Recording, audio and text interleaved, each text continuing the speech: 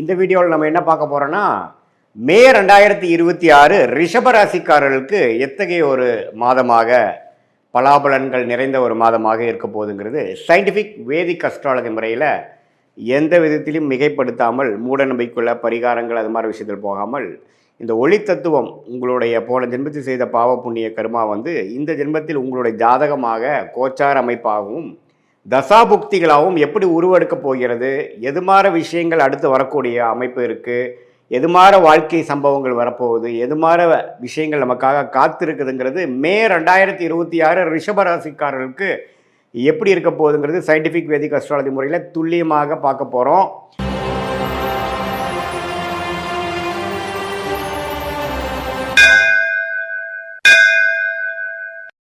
இப்போ பாருங்கள், ரிஷபராசிக்காரர்களுக்கு குரு 2ஆம் இடத்துலையே நீடித்திருக்கிறார். சனி 11ஆம் இடத்துல அருமையாக நீடித்திருக்கிறார். 10ஆம் இடத்துல ராகுவும் 4ஆம் இடத்துல கேதுவும்.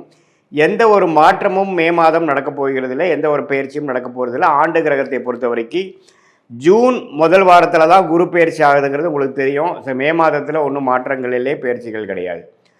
அதே சமயத்தில் ரிஷபராசிக்காரர்களுக்கு ஓட அதிபதி சுக்கிரன் ராசிக்குள்ளேயே இருப்பது மிகவும் அருமை. மாதம் ஸ்டார்ட் ஆகும் பொழுது சுக்கிரன் ராசிக்குள்ளேயே இருக்கிறார். மாதத்தின் 3வது வாரம் 4வது வாரம் second half of the May month தான் பார்த்தீங்கன்னா 2ஆம் இடம் என்று சொல்லப்படுகிற மிதுனத்துக்கு மாறுகிறார். ஸோ ராசி அதிபதியோட சஞ்சாரம் அருமையாக இருப்பது ஒரு அருமையான விஷயம் ரிஷபராசிக்காரர்களுக்கு. அதே சமயத்தில் சூரியன் புதன் 12ஆம் இடத்தில் இருக்கிறார் முதல் 2 வாரம். அதுக்கப்புறம் செகண்ட் ஹாஃப் பார்த்தீங்கன்னா ராசிக்குள்ளேயே வருவதும் அருமை. ஸோ அதே மாதிரி செவ்வாய் 11ஆம் இடத்துலேருந்து 2வது வாரம் 3வது வாரத்துக்கு அப்புறம் செகண்ட் ஹாஃப் 11ஆம் இடத்துக்கு வருகிறது, 12ஆம் இடத்துக்கு வரார். இது எல்லாம் என்ன காட்டுது அப்படின்னா, நல்லாவே வேலை, தொழில், பணம் அது மாதிரி விஷயங்கள்லாம் கொஞ்சம் ஓரளவுக்கு பிரச்சனை இல்லாமல் இருக்குது. மனசில் கொஞ்சம் சந்தோஷம் இருக்குது. குடும்பத்தில் குதூகலம் இருக்குது. ஏன்னா சுக்கிரன் ராசிக்குள்ளே வரும்பொழுது பார்த்திங்கன்னா சுவாரஸ்யங்கள் இருக்கும். குரு வேறு 2ஆம் இடத்துலேருந்து நல்லாவே நல்ல அமைப்பில் இருக்கிறார். ஸோ கண்டிப்பாக உங்களுக்கு போன 6 மாதமாக இருந்ததோட மே மாதங்கள் சில விஷயங்கள், காதல் விஷயங்கள், குடும்பத்தில் மனைவியாக இருந்தால் கணவன், கணவனாக இருந்தால் மனைவி, எதிர்பாலத்தின் மேலே கொஞ்சம் அன்பு பாராட்டுற மாதிரி, கொஞ்சம் புரிதல் அதிகமாகிற மாதிரி, சில விஷயங்கள் நல்லது நடக்கிற மாதிரி ரிலேஷன்ஷிப் கெயின் கிடைக்கக்கூடிய அமைப்பு ரிஷபராசிக்காரர்களுக்கு உண்டு. சுக்கிரன் எந்த விதத்திலையும் பாதிக்கப்படாமல் ராசிக்குள்ளேயே ஆட்சி பலத்தோடு இருப்பது மிகவும் அருமை. அதே சமயத்தில் சூரியனும் புதனும் ராஜோகாதிபதியாகிய புதனும் மாதத்தின் செகண்ட் ஹாஃப் ராசிக்குள்ளே வருவது மிகவும் அருமை. ஸோ செகண்ட் ஹாஃப் பல விஷயங்கள் நம்ம நாளாக காத்துட்டு இருக்கிற சில விஷயங்கள்லாம் டக்குன்னு நடந்துருச்சு சாமி அப்படிங்கிற மாதிரி கொடுக்கக்கூடிய ஒரு அற்புதமான ஒரு மாதமாக ரிஷபராசிக்காரர்களுக்கு மே 2026 வருகிறதுங்கிறது நம்ம தெரிஞ்சுக்கணும். ஸோ இது ஒரு பொற்காலம்தான். ஏன்னா ராசி அதிபதி சனி பார்வை பெறாமல், ஆனால் என்ன இதில் 3ஆம் பார்வை சனி பார்வை பெறுகிறது. செவ்வாய் வேறு சனியோட சேர்ந்துருக்கு. இதில் அதனால் என்ன ஆகும்னா கொஞ்சம் செகண்ட் ஹாஃப் ஃபஸ்ட் ஹாஃப் ஒரு சுமாராகவும், செகண்ட் ஹாஃப் இன்னுமே நல்லா இருக்கிற மாதிரியும் இருக்கும். ஸோ ஃபஸ்ட் ஹாஃபில் பார்த்திங்கன்னா சில ரிலேஷன்ஷிப் விஷயங்கள், குடுக்கல் வாங்கல் விஷயங்கள், பங்குதாரர்கள் விஷயங்கள், குடும்பம் அமைதி, அதிலெல்லாம் கொஞ்சம் பிரச்சனைகள் தீரும். ஆனால் கோயிங் ஃபார்வர்ட் செகண்ட் வீக்லேருந்து தேர்ட் வீக்லேருந்து பார்த்திங்கன்னா இன்னுமே கொஞ்சம் நல்ல பேச்சப் ஆகிறது, இன்னும் கொஞ்சம் பிரச்சனைகள் விலகிறதுங்கிற மாதிரி ஒரு நல்ல அமைப்புகள் இருக்குது.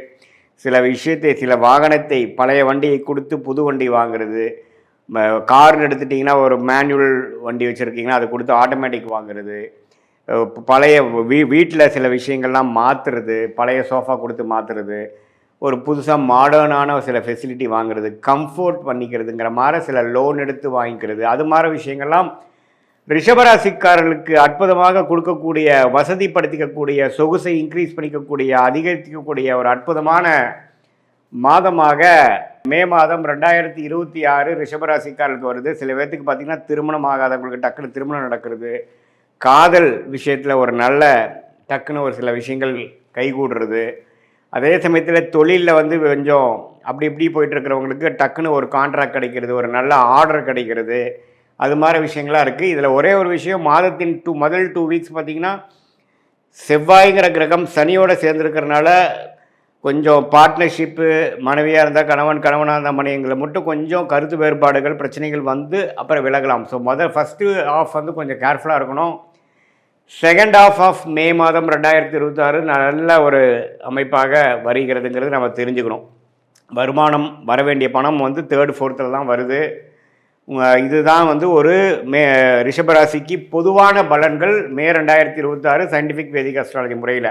இது இன்னுமே துல்லியமாக நீங்கள் பார்க்கணும், என்ன மாதிரி தசாபுக்திகள் நடக்குது அப்படிங்கிறலாம் தெரிஞ்சு நீங்கள் பார்க்கணுன்னா உங்களுடைய பிறந்த தேதி, பிறந்த நேரம், பிறந்த உரை கொடுத்து உங்களுடைய ஜாதகத்தை திருக்கணித பஞ்சாங்கம் பிரகாரம் போட்டு நீங்கள் ரிஷபராசியில் ரோகிணி நட்சத்திரத்தில் பிறந்திருக்கீங்களா, கிருத்திகை நட்சத்திரத்தில் பிறந்திருக்கீங்களா, மிருகசீரிஷ நட்சத்திரத்தில் பிறந்திருக்கீங்களா, இப்போ உங்களுக்கு என்ன தசாபுக்தி போய் கொண்டிருக்கிறது, தசநாதன் புக்திநாதன் இப்போ நம்ம பேசுகிற கோச்சாரத்தில் எப்படி இருக்கிறார், என்ன லக்னத்தில் பிறந்திருக்கீங்க, அந்த லக்னத்துக்கு யோகமான தசைகள் போயிட்டுருக்காங்கிறதெல்லாம் சேர்த்து வைத்து இப்போ நம்ம பேசின பொது பலனையும் சேர்த்து வைத்து பார்க்கும் பொழுது இன்னுமே துல்லியமான பலன்களை எடுக்கலாம். இன்னுமே அதை வந்து நம்ம வந்து அடுத்து வரக்கூடிய ஷார்ட் டேர்ம் எப்படி இருக்குது, அடுத்து வரக்கூடிய லாங் டேர்ம் விஷயங்கள்லாம் எப்படி இருக்குது, எந்த மாதிரி விஷயத்தில் கேர்ஃபுல்லாக இருக்கணும், எந்த மாதிரி விஷயத்தை வந்து நமக்கு பிராப்தமாக இருக்குது, எந்த நேரத்தில் நமக்கு நல்ல மாற்றங்கள் உண்டு, எதை எப்போது எதிர்பார்க்கலாம் அப்படிங்கிற விஷயத்தை நம்ம தெரிந்து கொண்டேனால் அதுக்கு தகுந்த மாதிரி வாழ்க்கையில் நம்மளுடைய எதிர்பார்ப்புகளையும் செயல்பாடுகளையும் அதுக்கு தகுந்த மாதிரி நாம் வந்து வடிவமைத்து கொண்டு அது பிரகாரம் நம்ம வாழும் பொழுது தேவையற்ற ஃப்ரஸ்ட்ரேஷன்ஸ், தேவையற்ற ரெஸ்ட்லெஸ்னஸ், தேவையற்ற அதிருப்திகள், விரக்திகள், அது மாதிரி விஷயங்கள்லாம் தவிர்த்து எது எப்போ நடக்குமோ அதை கரெக்டான நேரத்தில் கரெக்டான இதில் செஞ்சு எதையுமே நாம் அதிகமாகப்படுத்தி தேவையற்ற விரயங்கள், தேவையற்ற சமய விரயங்கள், தேவையற்ற பொருள் விரயங்களை செய்து அதுக்கப்புறம் பார்த்திங்கன்னா அடடா இது நமக்கு செட் ஆகலை அப்படின்னு தெரிஞ்சு அதுக்கப்புறம் கரெக்டான பாத்துக்கு வரும்பொழுது நமக்கு பணமும் போச்சு, டைமும் போச்சு. நம்ம ஒன்றும் 1000 வருஷம் வாழ போகிறதில்ல. நல்ல ஒரு ஆயுசு இருந்தால் ஒரு 75-80 வருஷம் வாழும் பொழுது அது நம்ம வேலை தொழிலுங்கிறது ஒரு 30-40 வருஷம்தான் நம்ம வந்து உருப்படியாக பண்ண போகிறோம். அதில் வந்து நிறைய தவறுகளும் பிரச்சனைகளும் தேவையற்ற விஷயங்களும் நாம் செய்யும் பொழுது நம்மளுடைய முயற்சியை, நம்மளுடைய வளர்ச்சியை நாமளே தடுத்து நம்மளுடைய வேகத்தை குறைக்கக்கூடிய அமைப்பாக போய்விடும்.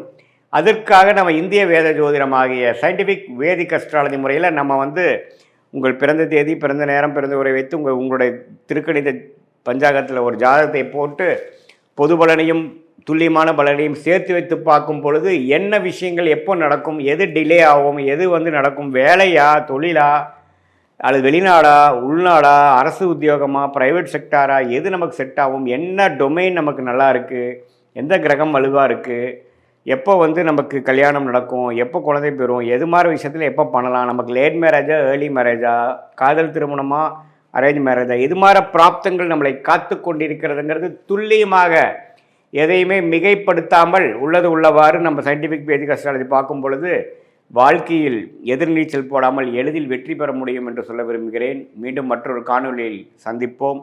நன்றி, வணக்கம்.